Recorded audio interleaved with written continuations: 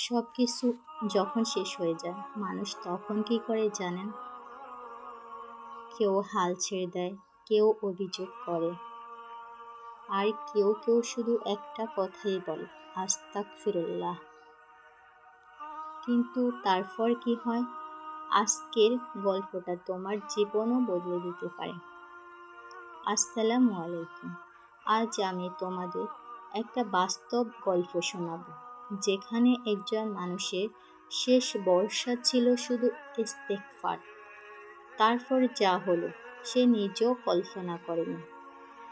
একজন বোন, যার জীবনে একের পর এক শুধু সমস্যা, টাকা নেই, সম্পর্ক ভেঙে গেছে, দোয়া করেও কোনো উত্তর পাচ্ছে না।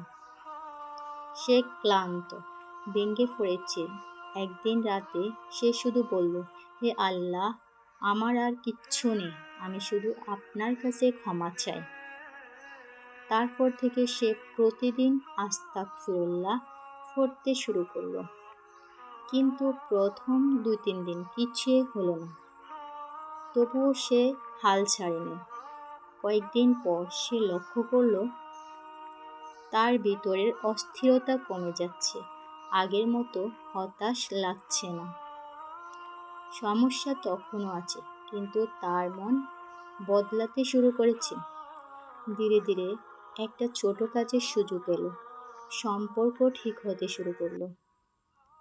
সে বুঝতে পেরেছে আল্লাহ তার দোয়া শুনছেন। আমরা অনেক সময় ভাবি ইস্তেগফার করলে সাথে সাথে ফল আসবে, কিন্তু আসল রহস্য হলো আল্লাহ আগে তোমার হৃদয় ঠিক করেন, তারপর সমস্যার সমাধান করেন।